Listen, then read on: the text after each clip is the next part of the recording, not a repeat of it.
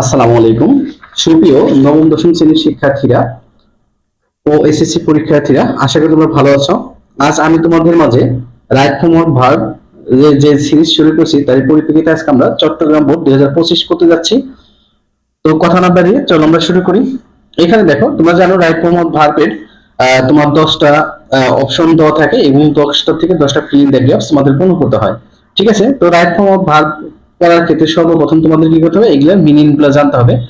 চলো প্রথমে আমি তোমাদের মিনিং গুলো বাংলা করে দিই। দেখো, ওয়াইট, এখানে দেখো ওজন, তারপর রিকোয়ার, রিকোয়ার তো প্রয়োজন, থিঙ্ক ভাবা, মনে করা, চিন্তা করা, বিভার ফেস, এটা জানো তোমরা, চিট প্রতারণা করা, বার্গি দর কষাকষি করা, বিভার আবার জানো টেক নেওয়া, এটা জানো, হ্যাভ এটা ভাগ তোমরা জানো।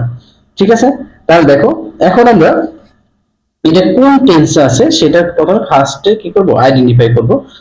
প্রিয় শিক্ষার্থীরা, তোমাদের আমি বলেছিলাম যে তোমরা যখন তোমার রাইট ফর্ম ভার্ব করবে তখন কিছু ইনস্ট্রাকশন দেখে নিবে, তার মধ্যে মেন হলো কি তোমার যে এটা কোন টেন্সে আছে সেটা তোমরা দেখে বুঝতে পারবা। দেখো আমি আরেকটু কয়েকটা নির্দেশনা দেখাই, একটু একটু মনোযোগ দিয়ে দেখো।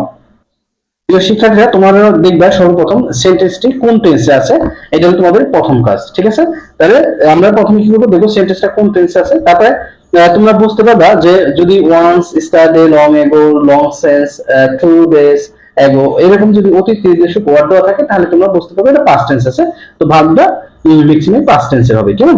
তারপর দেখবা সেন্টেন্সটি অ্যাক্টিভ আছে না প্যাসিভ আছে। ঠিক আছে, অ্যাক্টিভ বা প্যাসিভ থাকলে তোমরা জিনিসটা খুব সহজে ধরতে পারবা। প্যাসিভ থাকলে ভার্বটা কি হবে, 3 নম্বর ফর্ম হবে এবং একটা মডেল ভার্ব, একটা অক্সিলারি ভার্ব বলবে। আর যদি প্রেজেন্ট তোমার অ্যাক্টিভ থাকে তাহলে তোমার প্রেজেন্ট ফর্ম বলবে, এটা তোমরা বুঝবা। তারপর দেখবা সেন্টেন্সে মডেল ভার্ব আছে কিনা। ঠিক আছে, মডেল ভার্ব আছে কিনা এটা খেয়াল করবা, কারণ কি জানো, মডেল ভার্ব থাকলে তোমরা জানো যে ভার্বটা চেঞ্জ হয় না। তাহলে মডেল ভার্ব করে দেখে নাও, shall, should, will, would, can, could, may, might, must, ought to, used to, need ইত্যাদি যদি থাকে তাহলে ভার্বের শেষে কি হবে, ভার্বটা চেঞ্জ হবে না। তারপর দেখো প্রিপজিশন আছে কিনা। প্রিপজিশন গুলো দেখো, in, on, into, with, without, by, up, down, এগুলো তোমরা একটু লিখে নিবা। যদি এই প্রিপজিশনটা থাকে, with a view to, look forward to, এগুলো যদি থাকে ভার্বের সাথে কি হবে, আইএনজি যোগ হবে। আর যদি টু থাকে তাহলে কি হবে না, আইনজি যোগ হবে না, মানে ভার্ব যেটা আছে সেটাই বলবে। প্রিয় শিক্ষার্থীরা, তারপরে খেয়াল রাখবা, ভার্বে যদি একাধিক ভার্ব থাকে তাহলে তোমাদের কি করবে, 3টা অপশনের সেটা ইউজ করতে হবে। ভার্বের সাথে আইএনজি যোগ করে জেরান করতে হবে, আর টু প্লাস ভার্ব করে ইনক্লুড করতে হবে, প্লাস তোমার ভার্বের 3 নম্বর ফর্ম, ভার্বের পাস্ট পার্টিসিপল বসবে। ঠিক আছে, আর হ্যাভ হ্যাজ থাকলে তোমরা জানো সেটা কি ভার্বের 3 নম্বর ফর্ম বসে। তাহলে চলো আমরা শুরু করি প্রথমে টেন্স, আমাদের সেন্টেন্সটা কোন টেন্স আছে সেটা দিয়ে। প্রিয় শিক্ষার্থীরা, এখানে দেখো আমাদের the price hike of the house hold products, এই দেখো প্রোডাক্টস এর সাথে এস আছে, dash a now a great problem for us. দেখো, তাহলে এখানে দেখো, এখানে এই যে প্রোডাক্টস এর সাথে এস আছে বা এই যেখানে দ্য প্রাইস হাইক, ঠিক আছে, এইগুলো দেখে আমরা বুঝতে পারতেছি কি নাও এ গ্রেট প্রবলেম, মানে বর্তমানে এটা কি আছে, কঠিন সমস্যা আছে। এটা দেখে আমরা বুঝতে পারছি সেন্টেন্সটা কি আছে, প্রেজেন্ট ইনডিফিনিটে আছে। তাহলে দেখো এখানে কি আছে, the price hike, price hike কত কি তোমরা জানো, দ্রব্যমূল্যের ঊর্ধ্বগতি অফ হাউস হোল্ড প্রোডাক্টস, গৃহস্থলী যে জিনিসগুলো আছে, dash now a great problem for us. তাহলে এখানে দেখো এই যে বি ভার্ব থেকে আমরা একটা অক্সিলারি ভার্ব দেব, তাহলে এখানে আমরা ব্যবহার করব কি ইজ। ঠিক আছে, এখানে কি ব্যবহার করবো তোমরা, ইজ। ঠিক আছে, যদি এটা পাস্ট টেন্স হয় তাহলে ওয়াজ বসে। তাহলে দেখো এখানে গৃহস্থলীর জিনিসপত্রের দাম বৃদ্ধি এখন আমাদের একটি কি বড় সমস্যা, গৃহস্থলীর জিনিসপত্রের দাম বৃদ্ধি আমাদের জন্য কি একটা গ্রেট প্রবলেম, গ্রেট প্রবলেম কি তোমার বড় সমস্যা। এভরিডে, দৈনন্দিন জীবনে দেখো এভরিডে প্রেজেন্ট টেন্স বোঝাচ্ছে, এভরিডে ড্যাশ ইট, দেখো প্রতিদিন আমরা কি হয়, ফেস হই, এটার কি হয়, এই যে face, everyday face it, F A C, face it, প্রতিদিন আমরা কি হয়, এই যে সম্মুখীন হই, কিসের সম্মুখীন হই, এই সমস্যাটা, তাই না? এই যে গ্রেট যে প্রবলেম, তাহলে কি, এই যে প্রাইস হাইক, তাহলে এভরিডে আমরা কিসের সম্মুখীন হই, এই যে ইট দ্বারা কি বোঝানো হচ্ছে, এই যে প্রাইস হাইক, আমরা প্রাইস হাইকের সম্মুখীন হই।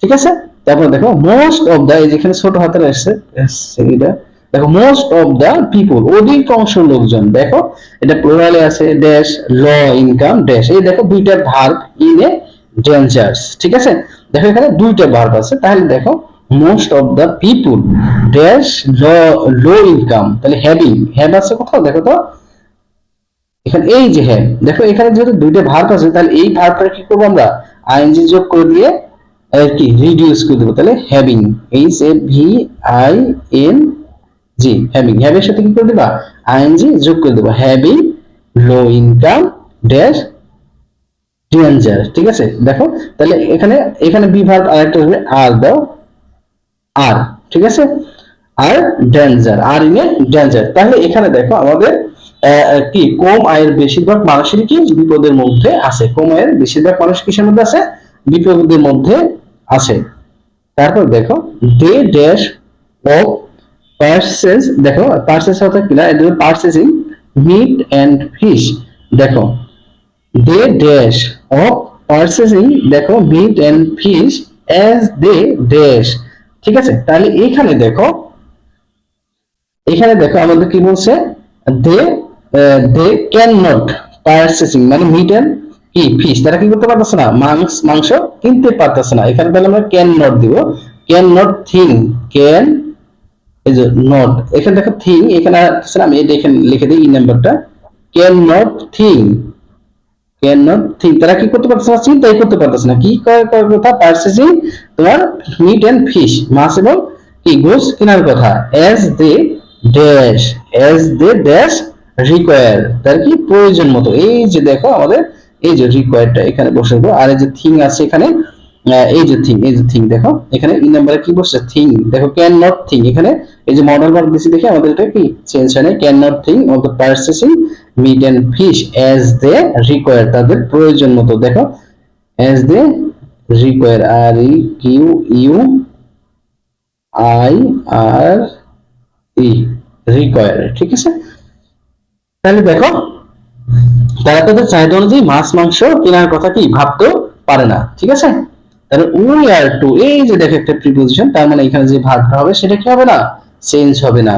We are to dash of our buying even simple products, তাহলে দেখো উই আর কি, we are to, we are to bargain, এই যে দেখো এখানে বার্গিং কোথায় আছে, এই যে বার্গিং, বার্গিং অর্থাৎ কি দর কষাকষি। ঠিক আছে, B A R bar G A I N bargain.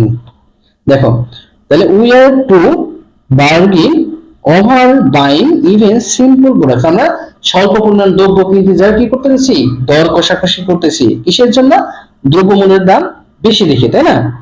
দেখো মেনি টাইমস, অনেক সময় দা বায়ার্স, দেখো অনেক সময় বায়াররা কি করে, বিক্রেতারা dash the sellers cheat the buyers at time of, এই দেখো আর একটা প্রিপোজিশন, তারপরে এখানে যে ভার্বটা আছে তার সাথে আইএনজি হবে সামথিং।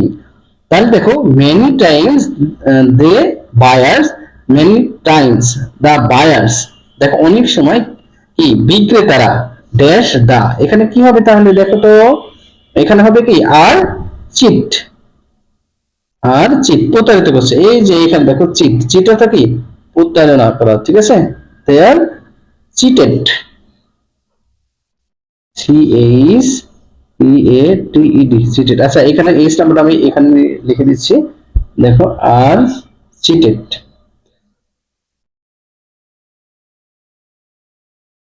চিটেড আর চিটেড, এই দেখো প্যাসিভ ভয়েস আছে। ঠিক আছে, many times the buyers are cheated, cheated the seller, কাদের সাথে, ক্রেতাদের সাথে, cheat the buyer at at time of, এই যে দেখো এট টাইম অফ, এখানে দেখো কিসের জন্য, ওয়েট মাপার জন্য, ওয়েটিং হবে, তাহলে W E I G H. ঠিক আছে, তার সাথে কি দাও আইএনজি যোগ দাও। ঠিক আছে, এখানে দেখো ওয়েটিং, এই যেটা আমি এখানে দিয়ে দিই W E I G H I. ঠিক আছে, সামথিং, তাহলে কি করতেছে তারা, বিক্রেতারা কোনো জিনিস ওজন করার সময় ক্রেতাদের সাথে কি করছে, প্রতারণা করেন। Some state have dash by, দেখো এটা প্যাসেজে আছে, সাম স্টেট হ্যাভ, এখানে দেখো হ্যাভ বিন টেকেন, দেখো টেক আছে এখানে কোথাও, এই যে take, have been taken, have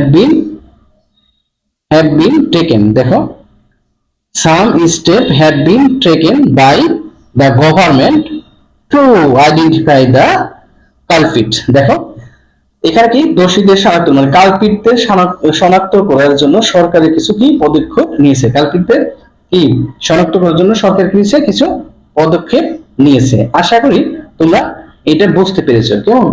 যদি তোমাদের কারো কোথাও বিন্দু মাত্র এটা বুঝতে সমস্যা হয় তাহলে অবশ্যই কমেন্ট করবা যে কোথায় বোঝে নাই। ঠিক আছে? তো এটা ছিল তোমার চট্টগ্রাম বোর্ড 2025 সালে। আশা করি তোমরা সবাই বুঝতে পেরেছো। আর এটা টোটাল সিরিজটাই আমার ভিডিওতে ছাড়া আছে, তোমরা অবশ্যই সবগুলো দেখে নিবা এবং অ্যাপ্রোপ্রিয়েটলি ভাবটা কারেক্ট করার চিন্তা ভাবনা করবা। তো আজকের মতো এই পর্যন্তই। ভালো থেকো, সুস্থ থেকো, আল্লাহ হাফেজ।